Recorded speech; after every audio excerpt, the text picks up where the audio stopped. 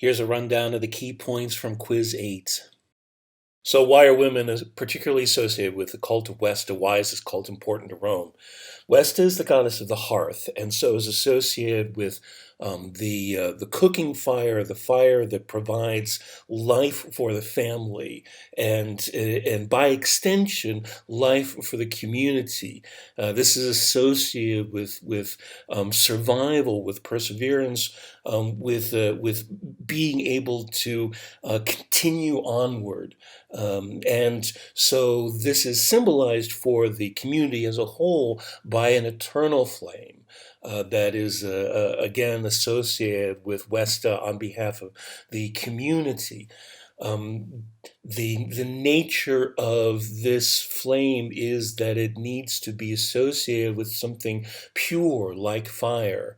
The Romans consider the maiden to be the ultimate form of purity. And so Vesta is the maiden goddess who is the purest and most unassociated with any other form of complication or anything else of all the Roman gods and goddesses.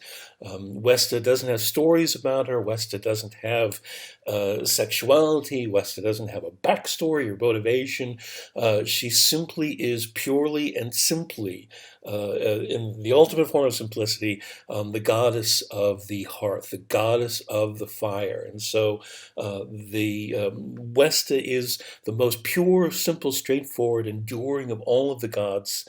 And in human terms, what that corresponds to is, as she is the maiden, the untouched, the pure of the gods, so the maiden amongst mortals is associated with her. And so her attendants are virginal priestesses, the Vestal Virgins. And this fire comes to symbolize the eternal nature of Rome, and is protected by women because women are capable of this purity and men are not. Men do what they must do. Roman men consider themselves to be obligated to be ruthless, to cover their hands in blood as necessary, to be warriors, to ensure the protection of family and property.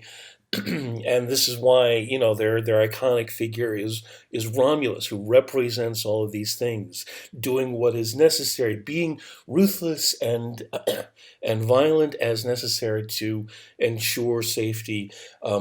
Purity and virtue is left to the protection of the ultimate form of purity, the Roman maiden. And once the maiden becomes a matron, it becomes her responsibility to forward and foster that virtue and communicate it to the next generation.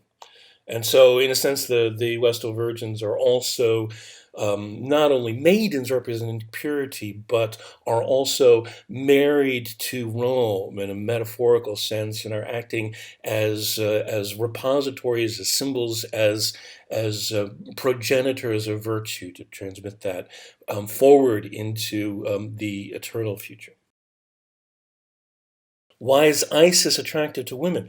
The key fact here is that Indo-European pagan systems tend to have a sky god who is very masculine, who represents all the things we've been talking about in terms of masculine gods, who is emotional, who is reactive, who is destructive, so for the Romans, this is Jupiter. For the Greeks, this is Zeus, and so forth. In Egyptian mythology, which is very different, Egyptians are not Indo-Europeans. Egyptian mythology has its sky god is Isis, a woman, and Isis, embodies the characteristics of female deities. Somebody who is strong and wise and proactive, and who is also nurturing and creative of the future. And Isis is involved in creating the future in terms of the mythology of the pharaoh, and of the cyclical nature of the gods. In other words, there's a mythology of Osiris and and Horus that involves death and rebirth that is presided over by Isis, and this is invoked every time a pharaoh dies and is replaced by another pharaoh. And the continuity, the unchanging nature of Egypt is preserved through a cycle, and this is conducted by, overseen by, ensured by Isis. Isis is the provider of surety and constancy. So, in addition to all of our other qualities of strength and wisdom, and and the creation of the future, and as a sky god, Isis is immensely appealing to people outside the Egyptian system who see in her another kind of god that they're not used to and are drawn to her immensely. And this is one of the reasons that the Romans graft the cult of Isis onto the Roman religious system, so that those who are drawn to Isis and those who are part of that cult don't become alternatives to the Roman identity, don't become apart from and hostile to the Roman identity, but are part of the assimilation into Romanness.